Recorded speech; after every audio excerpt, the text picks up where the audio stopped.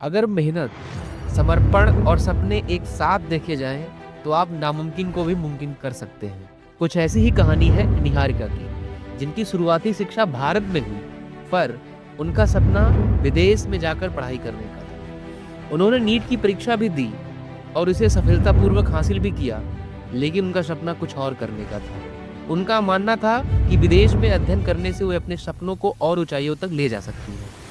निहारिका ने अमेरिका के एक प्रमुख विश्वविद्यालय से मास्टर और बैचलर की डिग्री प्राप्त की। इसके लिए उन्होंने कड़ी मेहनत और अपने शिक्षा को अपने खर्चे से उठाया और फ्री ऑफ कॉस्ट स्टडी करके विदेश से अपने देश लौटी और आज वो एक बहुत बड़े स्टार्टअप की सीईओ बन चुकी हैं। आइए मिलते हैं और जानते हैं कि विदेश में उनका जीवन यापन कैसा रहा, कैसे-कैसे समस्याओं का सामना करते हुए उन्होंने अपनी डिग्री हासिल की और कैसे-कैसे जीवन यापन वहाँ पे उन्होंने किया। ये सपना उनके आने वाले युवाओं का प्रेरणा स्रोत है और इनकी ये कहानी दूसरों को भी प्रेरित करेगी। So finally hello ma'am. आज हम इस वीडियो के माध्यम से बहुत सारी इन्फॉर्मेशन, बहुत सारी ऐसी जानकारी इकट्ठा करेंगे अपने मैम के थ्रू, जिससे कि आने वाले हर उस स्टूडेंट या फिर जो भी स्टूडेंट बाहर पढ़ना चाहता है या फिर कुछ अपने लाइफ में बहुत अच्छा करना चाहता है या फिर अपनी लाइफ को और अच्छा बनाना चाहता है। फॉर एग्जाम्पल, बहुत सारे बच्चों के मन में डाउट रहता है कि यार इंडिया में नहीं, बाहर पढ़ने जाते हैं। बहुत सारे बच्चों के मन में रहता है यार कि बाहर अगर पढ़ने जाएंगे तो फाइनेंशियली हम स्टेबल हो पाएंगे। और बाकी सबसे ज़्यादा जो मेन इशू आता है बच्चों का, वो आता है कि हम किस पाथवे के थ्रू जाएं। कुछ लोग जाते हैं फेलोशिप के माध्यम से, कुछ लोग जाते हैं स्कॉलरशिप के माध्यम से, कुछ एलिट्स के माध्यम से जाते हैं। So that there are many path. इन सारे सवालों को, इन सारे क्वेश्चंस को आज हम इस पॉडकास्ट या फिर इंटरव्यू के थ्रू हम सॉल्व करेंगे। So welcome this YouTube channel ma'am. Thank you so much, and thank you so much for inviting me. I'm really thankful. Thank you. So first of all ma'am, इस video का 3 part होने वाला है। First में आपकी schooling journey, आपका starting journey, mid way में आपने क्या क्या करा, और थर्ड में आपका रहेगा अभी आप जस्ट में क्या कर रहे हैं। My name is Niharika और मैंने स्कूलिंग अभी की है। मतलब अब आपसे मुझसे अगर आप मुझसे पूछोगे कि आप कहाँ से बिलोंग करते हो, तो ये बहुत कॉम्प्लिकेटेड क्वेश्चन है मेरे लिए, क्योंकि मैंने क्या बोलते हैं सेकंड ग्रेड से पहले तक बहुत सारी जगह पढ़ाई की, पर क्या बोलते हैं उसके बाद मुझे याद भी नहीं है। I was a kid no. तो उसके बाद मैंने सेकंड से लेके 8 तक दिल्ली में पढ़ाई की। 9-10 मैंने किया हरियाणा से। 11-12 मैंने किया गोरखपुर यूपी से। एंड देन मैंने 1 साल ड्रॉप लिया कि वो नीट इंडियन हुआ, या तो इंजीनियरिंग या तो उसकी तैयारी करनी थी। But I have the issue कि मैं ब्लड नहीं हैंडल कर सकती। मेरे पेरेंट्स ने रिकग्नाइज़ किया और मतलब it was having Indian parents habits on, so it makes your life a little spicy. So उसके बाद मुझे क्या बोलते हैं, मैंने यूएस से अपना बैचलर्स और मास्टर्स किया और फिर मैं प्रोडक्ट डेवलपमेंट में गई डील में, और मैंने शिवानी के साथ प्रोडक्ट डेवलपमेंट पे काम किया यही 6 महीने से 8 महीने तक, और उसके बाद मैंने रिमोट भी किया उनके साथ। तो मतलब परमीन साइट पे 8 महीने हमने किया। उसके बाद मुझे लगा कि मेरा प्रोडक्ट डेवलपमेंट सेक्शन काफ़ी स्ट्रॉन्ग है और आई कैन डू बेटर। तो फिर मैं रिसेंटली इंडिया आई एंड अभी मैंने अपनी कंपनी स्टार्ट की है and we are going to launch our product. It's like a probiotic yogurt right now, and हम निफ्टिम से ही इंक्यूबेशन लेने के प्रोसेस में है for our other fancier product जो कि हेल्दी, जिसमें probiotic, protein and no preservative है। Our goal is to introduce clean label products to India. Okay ma'am, तो पहला क्वेश्चन हम आपके कैमरे के सामने रखना चाहते हैं। फर्स्ट क्वेश्चन, इंडिया का ऐसा कोई बच्चा नहीं होगा जो ये ना सोचता होगा कि हम 9th क्लास में हैं, 8th क्लास में हैं, हमें नीट जेई करनी चाहिए। ऐसा इंडियन पेरेंट्स का जो साइकोलॉजिकल माइंड फिट हो गया है कि हम बच्चे के दिमाग में अभी से डाल देते हैं कि हमें फ्यूचर में ये करवाना है अपने बच्चे से। तो आपके पेरेंट्स ने कभी ऐसा डाला 8th क्लास में, 9th क्लास में, 10th क्लास में कि हम आपको बाहर भेजेंगे पढ़ने के लिए, जैसे कि आप एक ओवर थिंकिंग या ओवर थिंकर बन जाएं और रात में सपने देखें यार हम तो फॉरेन जाएंगे, वहाँ पे लाइक एंजॉय करेंगे। तो कैसा फील आया कि आपके पेरेंट्स ने आपको ऐसा सपने दिखाने की कोशिश की? ये एक्चुअली मेरे पेरेंट्स के साथ ये वाला सिचुएशन नहीं था, क्योंकि पेरेंट्स का एक डायनामिक होता है कि they want their kids to be with them, right. आप अगर दूसरी स्टेट में भी आपके बच्चे का एडमिशन हो जाता है तो उनके लिए बहुत हार्ट ब्रेकिंग होता है ये। मतलब they are very happy for your like कि आपने इतना कुछ अचीव किया, बट उनके लिए ये प्रॉब्लमेटिक अभी भी बहुत ज़्यादा कॉन्शियसली कि उसका खाना रहना सब कैसे होगा, राइट। तो मेरे साथ ये चीज़ नहीं हुई थी। मेरे साथ ये हुआ था कि नीट में मैंने जब दिया ड्रॉप के बाद तो मेरी रैंक अच्छी आई थी, तो मुझे मिल जाता कॉलेज। बट ये है कि अब मुझे मेरे पेरेंट्स के सामने कुछ ऐसा रखना था जिससे वो मुझे क्या बोलते हैं, क्योंकि वो करें कि ठीक है तुम नहीं ले रही तो ठीक है, हम ये सैटिस्फाइड हैं कि डॉक्टर नहीं बनेगी तो चलो कुछ तो कर लेगी जिससे उसका घर चल जाएगा आगे। That's very like layman words में इसे यूज कर तो ठीक है एडवाइस की थी। 11th क्लास का वो फेज़ होता है जब हम 10th से निकलते हैं, वो पूरा मैथ, साइंस, हिंदी, इंग्लिश और जो भी सब्जेक्ट लेके मेंटल एबिलिटी। तो 11th का एक ऐसा फेज़ होता है जब हमें मैथमेटिक्स और बायोलॉजी चूज करना होता है हाँ जी। कि ऑलरेडी हम साइंस ब्रांच चूज कर लिए होते हैं बहुत सारे सर्च करके कि हमें आर्ट में नहीं जाना, हमें कॉमर्स में नहीं जाना, हमें साइंस में जाना है। तो वो जो मैथमेटिक्स और बायोलॉजी वाला फेज़ आता है, उसमें आपको कभी थिंक या सोचने पे मजबूर किया है या फिर आपको किसी से मुझे मैथ बिल्कुल पसंद नहीं थी, तो मेरा तो बिल्कुल सेट था, मेरा बायो बहुत शार्प था, तो आई वाज वेरी सेफ कि मुझे क्या लेना है, दैट्स व्हाई। तो मेरा ये वाला सेक्शन मेरा नहीं फंसा था। तो जैसे ही आपका जैसे बायोलॉजी का फेज आया तो फिर वो नीट दिमाग में आ गया। अरे आपने कभी सोचा बीएससी नर्सिंग कर लें या फिर यहीं रह लेते हैं, क्या ही नीट उट करते हैं इतना 10-10 लाख 17 लाख भी तो 17-19 लाख फॉर्म भरा सो गए। मतलब पर मुझे लगता था जैसे मेरे 12th में सिर्फ बायोलॉजी में मेरे 98% आए थे, तो फिर एंड जब मेरे नीट की रैंकिंग हुई थी तो मेरी ranking was good, that's the thing. No, जब आपको लगता है आपके पेरेंट्स, मेरा तो निकल गया था, तो मेरा तो मेरे पेरेंट्स को तो बहुत ट्रॉमा पड़ा था कि how can she leave something so golden that is repeated that's so golden in India. तो फिर तभी मैंने फिर गूगल स्कॉलर से साइंटिस्ट सर्च किए जिससे कि मुझे किस में इंटरेस्ट है, और फिर मैंने उनकी प्रोफाइल से उस यूनिवर्सिटी को ढूंढा वो कहाँ पर है। तो फिर ये वाला फेज नहीं आया कि मुझे मैथ चुनना है या फिर बायोलॉजी। अच्छा मैम, एक आपको ट्विस्ट, एक मतलब एक फनिंग जोक टाइप करके या फिर स्टोरी करके है। एक जब बायोलॉजी स्टूडेंट होता है तो मैं अभी एक स्कूल में गया था, तो वहाँ पे 10th के बच्चों से मिला। तो मैं उनसे पूछा कि यार तुम अभी 10th में हो, अभी 10th का बोर्ड एग्जाम देने के बाद क्या चूज़ करोगे, मैथ चूज़ करोगे बायोलॉजी? तो कुछ लोग जो थे वो बायोलॉजी चूज़ कर रहे थे। तो मैंने उनसे पूछा कि यार तुम बायोलॉजी क्यों ले रहे हो, क्वेश्चन मार्क। तो वो बोले कि सर ऐसा है, बायोलॉजी हम इसलिए ले रहे हैं क्योंकि हमारे पास एक वो फ्रॉग यानी मेंढक दिखा था, तो मेंढक का बॉडी पार्ट मैंने कट करके उसका ऑपरेशन किया और मुझे जो है डर नहीं लगा, सो दैट मैं बायोलॉजी चूज कर रहा हूँ। होता है प्रैक्टिकल। आई रियली होप कि काश मेरे साथ हुआ होता, क्योंकि फिर मैं रिकग्नाइज कर लेती कि मुझे प्रॉब्लम है, मैं चीज़ों को चीर फाड़ नहीं देखना चाहती।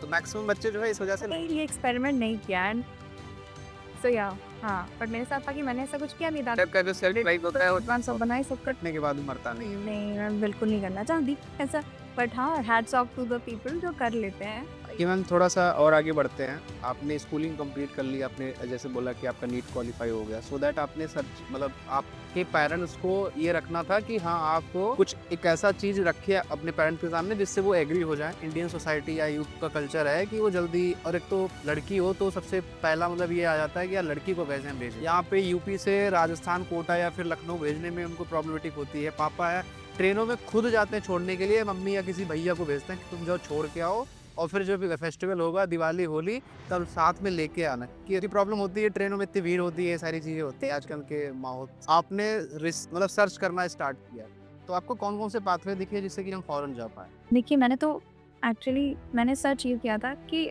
ये सब काफ़ी लोगों के लिए हेल्पफुल भी होगा, जब मुझे नहीं पता था अब मुझे किस चीज़ में काम करना है, राइट। तो मैंने गूगल स्कॉलर खोला और मैंने वो टॉपिक्स डालने शुरू किए जो कि मुझे इंटरेस्टिंग लगते थे, और फिर मैंने देखा कि कौन कौन उस पर कितना काम किया है। फिर आप किसी किसी का पेपर पढ़ते हो, फिर आपको किसी की टेक्निक अच्छी लगती है, किसी का जैसे होता है ना कि एक जैसे कोई भी टॉपिक बहुत बड़ी चीज़ होती है, उसका आप कौन से हिस्से पे काम करना चाहते हो, दैट्स अनदर थिंग। फिर आपका थोड़ा सा नैरो डाउन हो जाता है ऑप्शंस कि अब मुझे ये चालो पसंद है। तो मैंने क्या किया था, मैंने सीधा ईमेल लिख दिया था यूनिवर्सिटी को कि ये रहा मेरा क्या बोलते हैं, मुझे इंटरेस्ट है आपकी इस डिग्री में, इस पर्टिकुलर पर्सन में, तो कैसे होगा।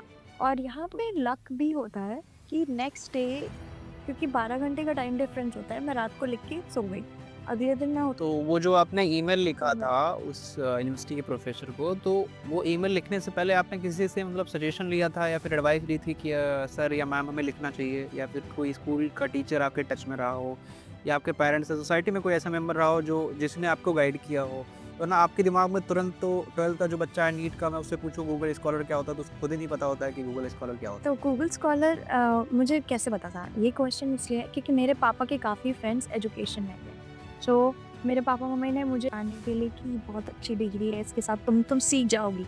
अक्सर पेरेंट्स के साथ ये होता है कि तुम सीख जाओगी, उसके साथ तुम अपने आप को एडजस्ट करा लोगी। तो उन्होंने जब मुझसे बातें की तो देवर लाइक, तो उन्होंने मुझे ये दिया कि तो गूगल स्कॉलर से देखो तुम्हारे काम का क्या है, और फिर मैं वहाँ से जानी। और तो कितनी ना random conversation, you don't even know, कितनी बार आपको ना बहुत ज़्यादा एक्सपर्टीज ही नहीं चाहिए होती, आपको नहीं पता कि कौन आपको बहुत अच्छा आइडिया देके चला जाए। है। ओके, फिर आपने कई सारा ईमेल किया और ईमेल करने के बाद बैठ के यही रात में सोचती यार मेल का रिप्लाई। मैंने बस एक ही मेल किया है मतलब ये। हाँ, अगर आप पीएचडी के लिए अप्लाई कर रहे हो तो हो सकता है कि 90% ऑफ द टाइम अगर आप 100 एप्लीकेशंस कर रहे हो तो 90% एप्लीकेशंस आपको रिस्पॉन्ड नहीं करेंगे। बट अगर आपकी एक भी रिस्पॉन्स आ जाएगा, दैट्स इनफ फॉर यू। तो आपको ये, फिर आप तैयारी पाना स्टार्ट कर दी।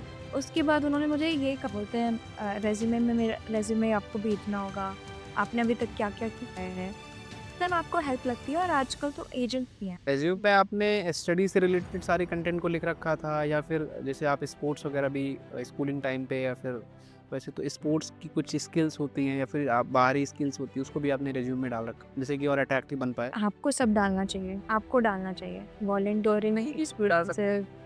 अगर आपने इंटर्न, देखिए मुझे तो लगता है कि हर इंसान रेज्यूमे को थोड़ा तो फैंसी करके दिखाता है। मतलब अगर आपने जैसे कहीं पे वॉलंटियरिंग किया है तो आपको कभी कभार भी किड्स पर वो जानते हैं कि वो, कि आप में थोड़ा तो आप अपने जॉब के लिए भी जाते हो तो आप कुछ एक्स्ट्रा तो अपने आप को डालते ही हो ना। तो उस हिसाब का हल्का फुल्का फिनिशिंग करना इज फाइन। अब आप ये कह रहे हो कि आप स्पोर्ट्स में आपने स्टेट लेवल पे मेडल जीता है, ये झूठ होगा। मतलब आप ऐसा झूठ बोलो, मतलब ऐसा बोलो। और दूसरी चीज़, बहुत अच्छी चीज़ मैंने की थी कि मैंने रेज्यूमे में देखा था कि फैंसी रेज्यूमे जब आप गूगल पे भी करोगे ना तो आपको बताएगा। और अब तो आप चैट जीपीटी का ज़माना है, they will tell you more things. तो कितनी चीज़ें आप डेवलप कर सकते हो। आप 2 महीने का कोर्स करके ऐड कर दो। बिल्कुल। तो आपको ज़रूरी तो नहीं कि आप 10 साल 5 साल पुरानी चीज़ डालो। आप ऑन द स्पॉट चीज़ में अपना आपको क्या बोलते हैं, ज्वाइन करो उस क्लास को डालो, और बाय द टाइम सारा प्रोसेस खत्म होगा। क्योंकि मुझे लग गया था 1 साल सारे प्रोसेस को कंप्लीट करते हुए, पेपर वर्क डालते हुए, अपॉइंटमेंट इंटरव्यूज़ लेते हुए। तब तक आपके पास वो स्किल ऑलरेडी आ जाएगी। फिर तो मैम बाहर जाने के लिए वो 2 चीज़ें रिक्वायरमेंट होती है, पासपोर्ट और वीज़ा की, और तीसरा टिकट की। 3 स्टेज काफ़ी इंपॉर्टेंट होते हैं। पासपोर्ट में बनवाने में टाइम लगता है, पैसे भी अच्छा पासपोर्ट में पैसे लगते हैं मैम बनवाने में? पासपोर्ट तो मतलब बहुत कम, मतलब तो मेरा तो 5 साल पहले बना तो बहुत तो मुझे याद भी नहीं है। बट ये है कि ज़्यादा पासपोर्ट तो एक्सपेंसिव नहीं होता। वीज़ा आई थिंक कुछ 16-17 हज़ार उस टाइम। तो वीज़ा में क्या होता है मैम, एज़ अ कोई अगर आपको बुला रहा है तो वो बढ़िया होगा क्योंकि उसकी करेंसी रिक्वेस्ट होगा, एक्सेप्टेंस लेटर और I-20 कि इस यूनिवर्सिटी ने आपको एक्सेप्ट किया हुआ है, तो एज अ एविडेंस कि आप क्यों जा रहे हो। तो फिर वो दोनों का कॉम्बिनेशन हो गया फिर आप। और फ्लाइट के लिए फिर फ्लाइट का टिकट वगैरह? फ्लाइट का टिकट मेरा तो इस बार पापा ने कटवाया, क्योंकि फिर मैं वहाँ, हाँ, क्योंकि मैं बैचलर्स में मेरा यहाँ पे मैं बताती हूँ ना कि लक भी होता है और आपकी स्किल्स भी होती हैं। मुझे पहले 6 महीने में ही रिसर्च स्कॉलर का टाइटल मिल गया था, तो फिर उसी में मैंने रिसर्च करती थी और वो मेरी ट्यूशन को चला जाता था एज स्कॉलरशिप। बट अब हर किसी को मिले ये भी ज़रूरी नहीं है, हर यूनिवर्सिटी ऑफर करे ये भी ज़रूरी नहीं है। और बैचलर्स में यही पे आ जाता है कि बैचलर्स में ज़्यादातर बच्चे 12th से बस सीखे होते हैं। तो मैंने एज अ माइक्रोबायोलॉजिस्ट काम भी किया था, तो पहले 6 महीने मैंने स्किल्स सीखी थी। I worked as a microbiologist in the lab, and फिर उन्होंने मुझे वो टाइटल दिया था कि चलो अब इस पे पैसे डालना ठीक है क्योंकि she can work and like she can process things. तो बैचलर्स में इसीलिए स्कॉलरशिप थोड़ी सी ज़्यादा तो ओके है। आपकी बैचलर की डिग्री में आपका कौन सा मतलब डिपार्टमेंट या ब्रांच था माइक्रोबायोलॉजी? मेरा बायोटेक्नोलॉजी कैंपस लाइक अच्छा, आपका बायोटेक। पे जेनेटिक वगैरह ये मेरा था। तो ये बायोटेक्नोलॉजी और जो फूड टेक्नोलॉजी होती है इसमें थोड़ा सा डिफरेंट देखने को मिलता है, मतलब माइनर मेजर ऐसे? देखिए बायोटेक्नोलॉजी बहुत बड़ा निश है, ठीक है। तो मान लीजिए जेनेटिक्स, अब आप इंसान में करो तो वो क्या बोलते हैं, इंसानी ह्यूमन बॉडी एनाटॉमी में चला जाएगा। अगर आप फूड में कर दो तो वो फूड में आ जाएगा। ये ओके। तो बस यही है। तो बायोटेक्नोलॉजी एक टूल है, उसको आप जिसमें कर रहे हो उससे उसका डोमेन सेट हो जाता है। जैसे मैंने किया बायोटेक्नोलॉजी, हमने स्किल्स सीखी, हमने डीएनए वगैरह के साथ सारा काम ना सीखा। उसके बाद हमने इसे इंट्रोड्यूस किया फूड में कि चेडर चीज़ में डिफेक्ट्स आते हैं, तो क्या केमिकल पाथवेज हैं जिससे ये प्रॉब्लम होती है, तो फिर बायोकेमिस्ट्री भी, तो ये सारी चीज़ें आपको ना कुछ बायोटेक्नोलॉजी, बायोकेमिस्ट्री, ये सारे टूल। अच्छा मैम, जैसे मैम आपने क्या आपका पूरा पासपोर्ट, वीज़ा वगैरह फिर सारा कुछ फिट हो गया, फिर आप वहाँ पे जाने के लिए रेडी हो गई, तो इस हाँ जी। दौरान आपकी आइलेट्स की रिक्वायरमेंट हुई आपकी एग्जाम्स की या फिर ऐसा? आइल्स कुछ नहीं होता, वो आपका एक लैंग्वेज टेस्ट चेक कर, लैंग्वेज टेस्ट चेक कब होता check है, कर- ठीक है। तो मैंने ड्यूरिंग द मतलब प्रिपरेशन ऑफ आइल्स आप देते हो जब आप अपने सारे एसएटीज, और मतलब आप जब बैचलर्स में जाते हो तो एसएटी दे, जब आप मास्टर्स में जाते हो तो आपको जीआरई देना पड़ता है। ओके, और वो दोनों, और इंटरनेशनल जो ऑलरेडी बैचलर में गया है उसको भी जीआरई देना पड़ता है मास्टर्स के लिए। तो फिर और होता है फिर लैंग्वेज टेस्ट, क्योंकि उन्हें मेक श्योर करना होता है कि आप वहाँ पे रह के लोगों से कम्युनिकेट कर पाओगे, आप समझ पाओगे। तो उसमें आता है आइल्स और टोएफल, तो मैंने टोएफल दिया था। और हाँ, टोएफल दोनों ही बहुत मुश्किल नहीं होते, तो वो बहुत ईजी है, आप निकाल लो यूट्यूब का यूज करके। हाँ, मैंने यूट्यूब के कोर्सेज लिए थे, मैंने कोई महंगे कोर्स नहीं लिए थे। आई वाज लाइक, मैं यूट्यूब चाइल्ड थी।